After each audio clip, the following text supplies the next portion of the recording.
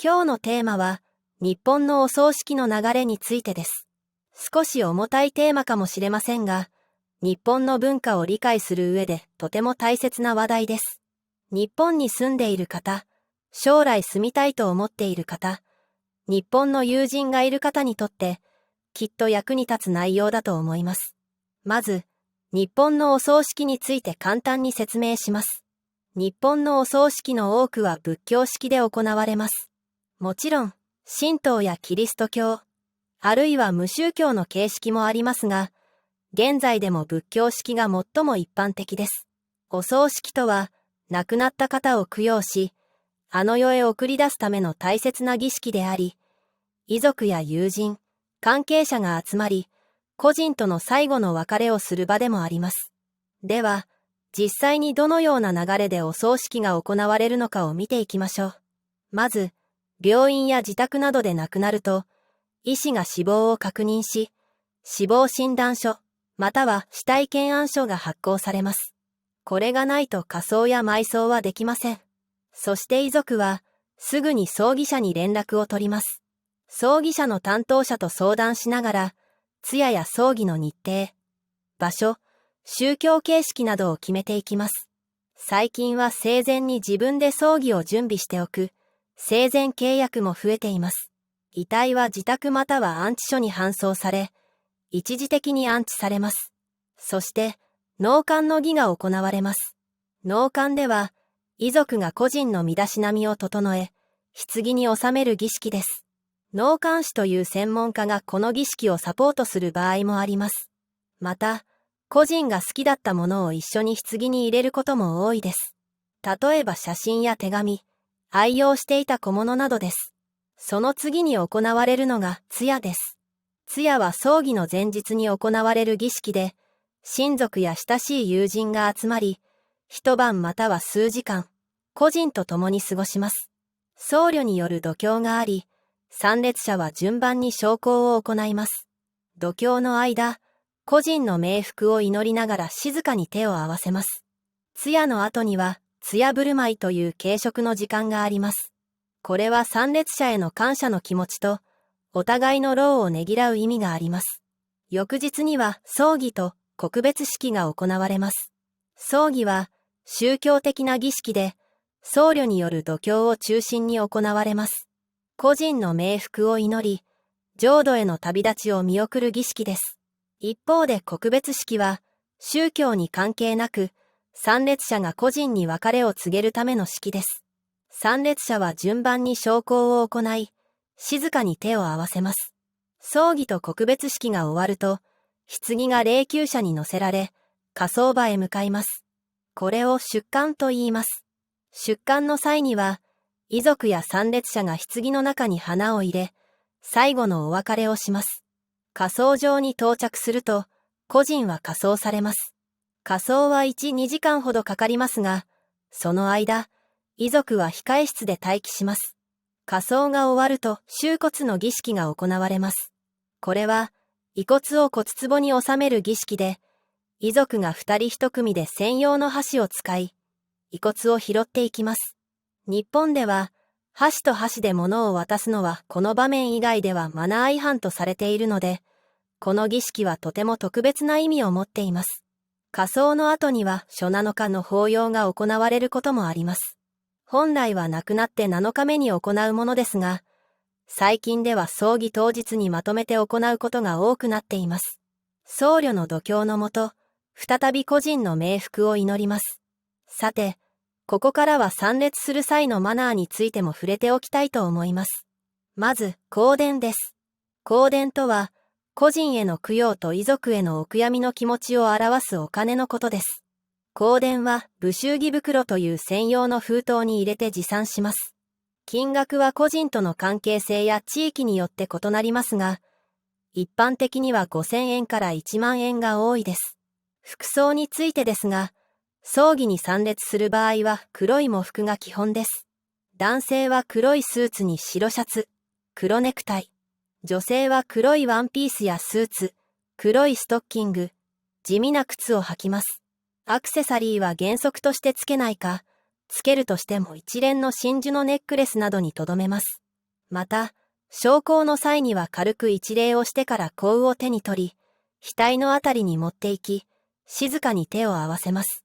会場では死後を慎み、できるだけ静かに振る舞うのがマナーです。写真撮影は禁止されていることが多いので、スマートフォンの使用にも注意が必要です。葬儀が終わった後も、日本では法要や納骨などの行事が続きます。例えば、亡くなって49日目に行われる四十九日の法要は、個人がこの世を離れてあの世へ旅立つ日とされており、非常に重要です。この日に合わせて納骨を行うことも多いです。その後も一周忌、三回忌など、一定の期間ごとに供養を続けるのが日本の一般的な習慣です。このように、日本のお葬式はとても丁寧に行われ、宗教的な意味だけでなく、家族や社会とのつながりを大切にする文化が反映されています。外国の方にとっては少し複雑に感じるかもしれませんが、日本人の死に対する考え方や、個人との別れの仕方を理解する手助けになると思います。今日は、日本のお葬式の流れについてお話ししました。もし日本で生活する予定がある方や、日本人の知り合いがいる方は、今回の内容をぜひ覚えておいてください。もちろん、すべてを完璧に覚える必要はありませんが、少しでも知識があると、実際の場面で慌てずに済むと思います。それでは、今日はこの辺で終わりにしたいと思います。次回のエピソードもどうぞお楽しみに。ありがとうございました。今日のテーマは、日本のお葬式の流れについてです。少し重たいテーマかもしれませんが、日本の文化を理解する上でとても大切な話題です。日本に住んでいる方、将来住みたいと思っている方、日本の友人がいる方にとって、きっと役に立つ内容だと思います。まず、日本のお葬式について簡単に説明します。日本のお葬式の多くは仏教式で行われます。もちろん、神道やキリスト教、あるいは無宗教の形式もありますが、現在でも仏教式が最も一般的です。お葬式とは、亡くなった方を供養し、あの世へ送り出すための大切な儀式であり、遺族や友人、関係者が集まり、個人との最後の別れをする場でもあります。では、実際にどのような流れでお葬式が行われるのかを見ていきましょう。まず、病院や自宅などで亡くなると、医師が死亡を確認し、死亡診断書、または死体検案書が発行されます。これがないと火葬や埋葬はできません。そして遺族は、すぐに葬儀社に連絡を取ります。葬儀社の担当者と相談しながら、通夜や葬儀の日程、場所、宗教形式などを決めていきます。最近は生前に自分で葬儀を準備しておく、生前契約も増えています。遺体は自宅または安置所に搬送され、一時的に安置されます。そして、納棺の儀が行われます。納棺では、遺族が個人の身だしなみを整え、棺に納める儀式です。納棺師という専門家がこの儀式をサポートする場合もあります。また、個人が好きだったものを一緒に棺に入れることも多いです。例えば写真や手紙、愛用していた小物などです。その次に行われるのが通夜です。通夜は葬儀の前日に行われる儀式で、親族や親しい友人が集まり、一晩または数時間、個人と共に過ごします。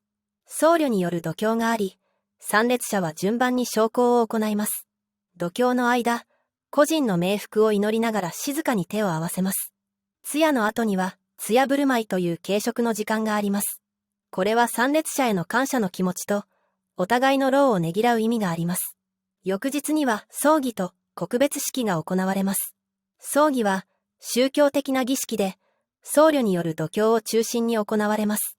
個人の冥福を祈り、浄土への旅立ちを見送る儀式です。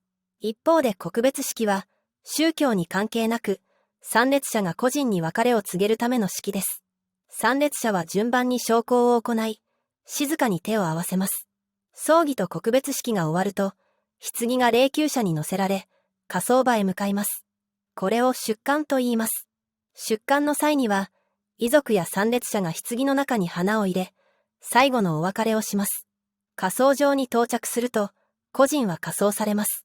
火葬は1、2時間ほどかかりますが、その間、遺族は控室で待機します。火葬が終わると収骨の儀式が行われます。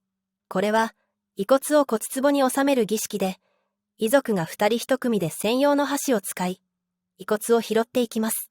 日本では、箸と箸で物を渡すのはこの場面以外ではマナー違反とされているので、この儀式はとても特別な意味を持っています。火葬の後には初7日の法要が行われることもあります。本来は亡くなって7日目に行うものですが、最近では葬儀当日にまとめて行うことが多くなっています。僧侶の度胸のもと、再び個人の冥福を祈ります。さて、ここからは参列する際のマナーについても触れておきたいと思います。まず、香典です。香典とは、個人への供養と遺族へのお悔やみの気持ちを表すお金のことです。